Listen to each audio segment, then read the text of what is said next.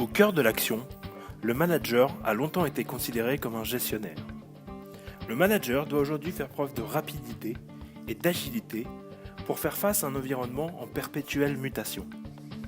Le manager moderne doit aussi développer son leadership afin de faire adhérer son équipe à la stratégie et de créer les conditions optimales pour pouvoir délivrer la performance. De quelles compétences doit disposer le manager et quels sont les leviers à sa disposition pour y arriver? La réponse tout de suite.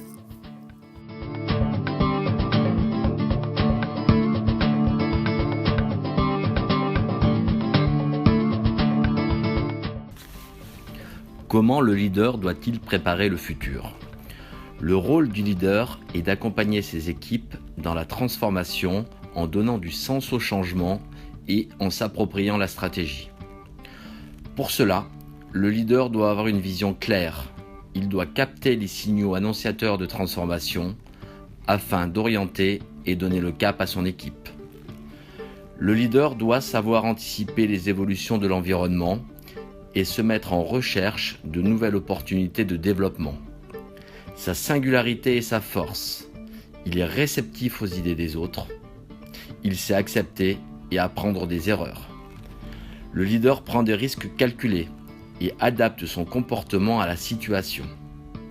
Il sait innover pour maintenir la motivation. Sa concentration est constante, son efficacité est totale.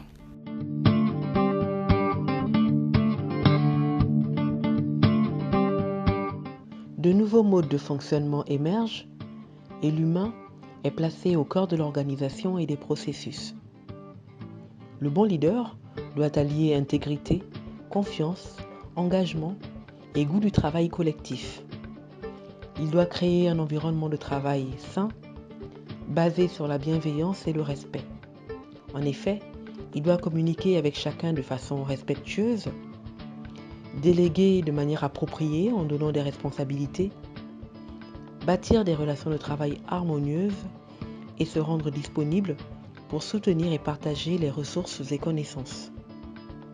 Le leader doit montrer l'exemple. Il fixe des objectifs clairs et doit en suivre l'évolution de façon régulière. Il définit des process et des procédures.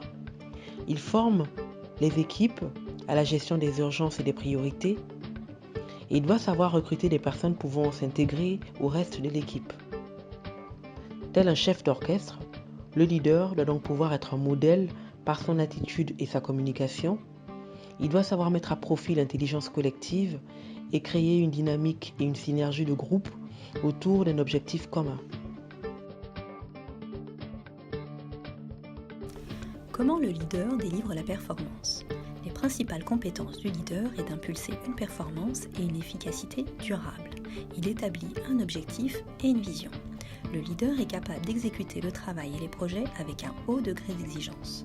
Il fournit des résultats conformes aux engagements pris envers ses clients. Il travaille de manière efficace en exploitant au mieux le temps et les ressources. Il doit assumer la responsabilité des actions entreprises de leur réalisation. Il est capable de prendre des décisions en temps voulu. Le leader fixe des priorités et des objectifs clairs.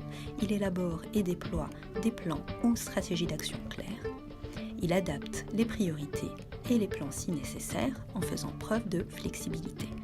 Il est capable de comprendre la vision et la stratégie de l'entreprise. Et enfin, il comprend comment son poste s'imbrique dans l'organisation globale. Le rôle de leader est de contribuer à une culture de la performance en mettant l'accent sur l'efficacité. Il assume ses responsabilités et en établissant des priorités bien définies. La performance, c'est délivrer la stratégie.